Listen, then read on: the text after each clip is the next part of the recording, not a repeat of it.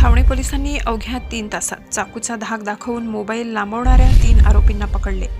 या कारवाईमुळे परिसरातील नागरिकांमध्ये समाधान व्यक्त होत आहे। पोलिसांनी दिलेल्या माहितीनुसार दिनांक 28/12/2023 रोजी रात्री 8:03 सुमारास फिर्यादी कृष्णा दिनेश शेट यांचा टेम्पो मुंबई आग्रा हायवेवरील पंचगंगा शोरूम समोर उभा होता।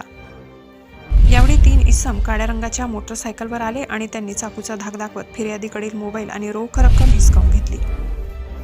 फिर्यादीने या घटनेची तक्रार छावणी पोलीस ठाण्यात दिली। पोलिसांनी या घटनेचा तपास सुरू केला आणि तांत्रिक बाबींचा वापर करून व आरोपींची ओळख पटविली।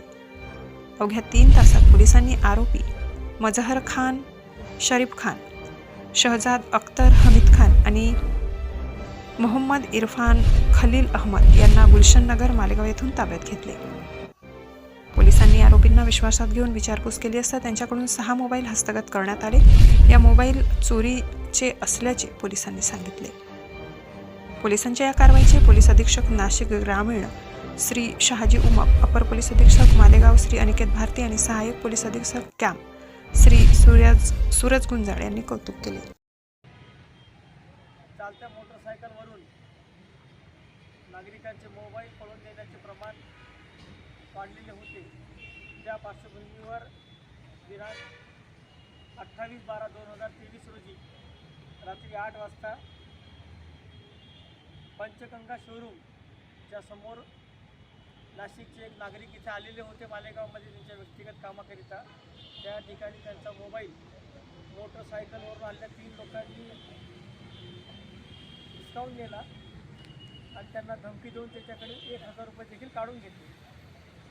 सदर प्रकरणाची माहिती छावणी पोलीस स्टेशनच्या स्टाफला मिळाल्यावरून छावणी पोलीस स्टेशनचे ठाणेदार त्यांचे टीव्हीचे पथक तात्काळ घटना ठिकाणी पोहोचले आणि त्यांनी फिर्यादीकडे अधिकची विचारपूस केली असता फिर्यादीने जो मोटरसायकलचा नंबर दिला त्या मोटरसायकलवरून आरोपींच्या ठिकाणांची माहिती मिळवण्यात आली आणि आरोपींच्या घरी जाऊन तपास करण्यात आला।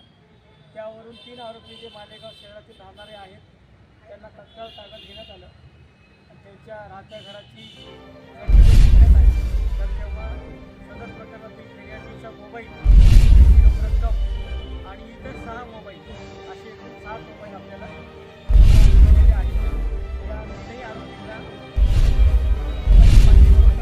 केला असता पहिल्या नंतर त्यांनी 2 दिवस असं एकूणमध्ये 5 दिवस त्यांचा आपल्याला भेटलेला आहे।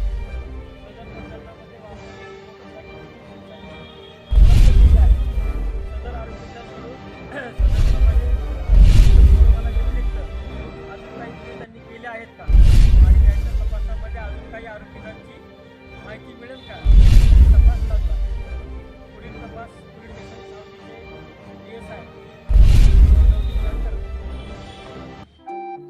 आपल्या चॅनलला नक्की सबस्क्राइब करा, बेल आयकॉन दाबायला विसरू नका।